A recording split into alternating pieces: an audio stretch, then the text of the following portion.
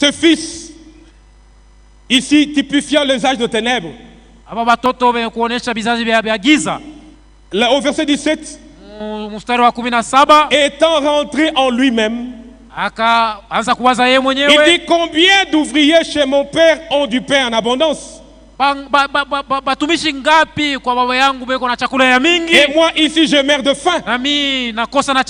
Je me lèverai, j'irai vers mon père et je lui dirai, mon père, j'ai péché contre le ciel et contre toi. Je ne suis plus digne d'être appelé ton fils. Traite-moi comme l'un de tes ouvriers.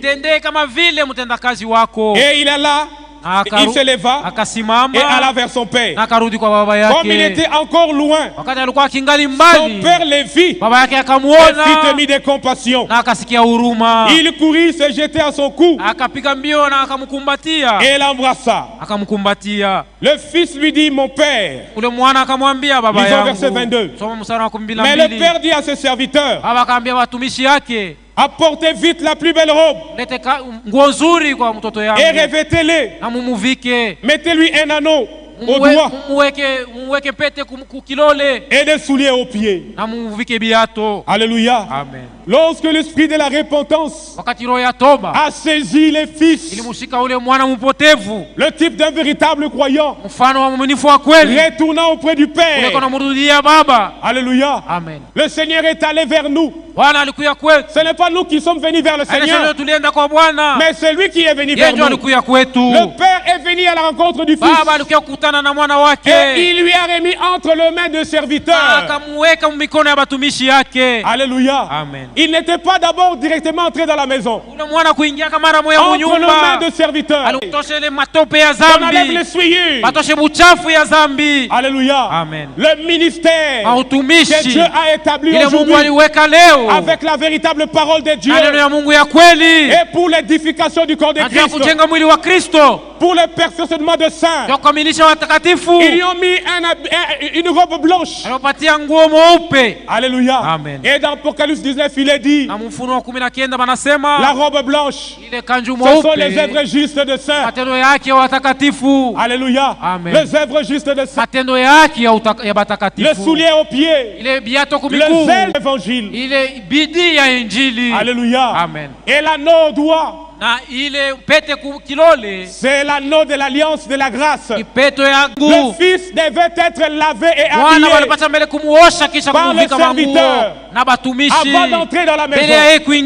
Tu dois être lavé par la parole et être habillé par la parole. Ce n'est que quand cela est terminé, la Bible dit, le Père a dit au Fils, entre dans la maison. Et là c'était la joie. Il mangeait, il se réjouissait.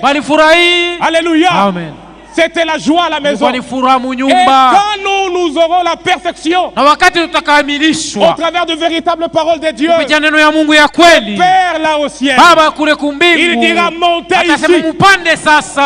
Montez ici. Ça sera l'enlèvement. Nous serons là dans la gloire. Alléluia. Amen. Et là dans la gloire, nous allons chanter le chant de la rédemption.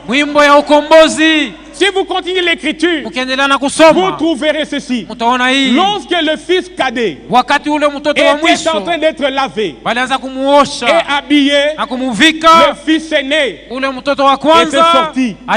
Il n'était pas dans la maison. Il était parti. Et le fils aîné, c'est le type de 144 000. Pendant que Dieu traite avec nous les nations, Israël, le fils aîné est sorti. Il est allé se promener. Dieu nous lave d'abord. Quand nous monterons dans la gloire, dans l'enlèvement, le frère aîné va venir. Le 144 000. La Bible dit que le fils aîné a entendu les chants à la maison. Il dit je tends le chant de joie. Il a appelé les serviteurs. Il dit qu'est-ce qui ne va pas? Je tends le chant là-bas. Le serviteur dit ton frère cadet qui était perdu, il est de retour.